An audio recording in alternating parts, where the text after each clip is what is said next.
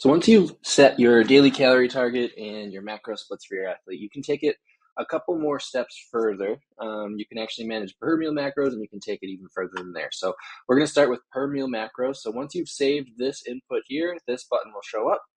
We select it, and it'll bring us to sliders. So we have 4 meal options that we can use for each user: breakfast, lunch, dinner, and snacks.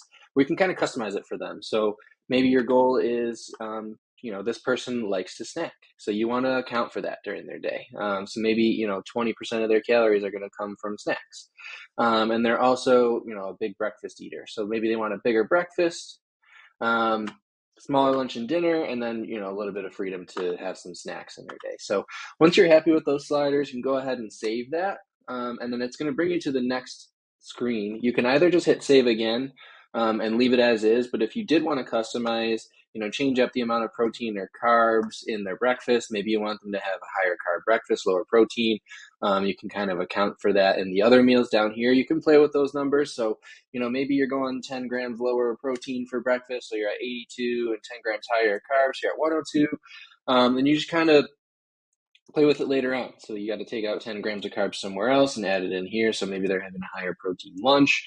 So whatever it may be, however you want to switch that up. Again, you can just leave it as a normal split. It'll stay at that 35, 35, 30, just all across the board for you. But by all means, you can change it up. We're going to save that. And then once we're done with that, it's going to give us one more step to take it even further, where you can manage meal suggestions. This is going to allow you or your practitioners to come in and give the user suggestions on what they can eat. They can, you can build out a breakfast, lunch, and dinner for them, so that when they go to add food to their log, they will see those suggested meals. They can just click on it and it auto adds to their profile. So, for example, you want to give them a breakfast option. You can hit the plus button there. It's going to add a box that you can then hit the plus to populate with, foods from your library, however you want to do. So, maybe we'll just add a few things and build out a little breakfast. So we're going to do some Greek yogurt, and, we'll go 2 servings of that, whatever it is. You're just going to build out their breakfast for them.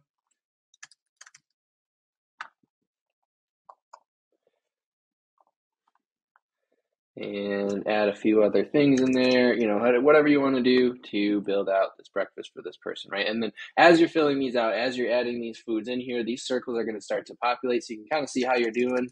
Maybe you want to add some fat to this person's day, their breakfast. There you go. It's going to start to fill that circle more, and so on and so forth. And it's going to monitor how many calories are in this as well. So your target is 1,100 calories for this breakfast. Right now you're at 593. Maybe you want to add more, or you want to add other options, a side of fruit, whatever it is, right? To go ahead and start increasing those calories, and you can see how you're doing on these circles there. But once you're happy with those meal suggestions, once you have that built out and you're good to go, you can just save it. It's going to be there. It's going to stay there until you delete it yourself. And when the athlete logs in, they'll see that when they're going to fill out their meal log. When they click on this box, it'll just auto-populate in their meal log. So that's how you further customize per meal targets, per meal calorie and macronutrient targets for your users. Hope this helps.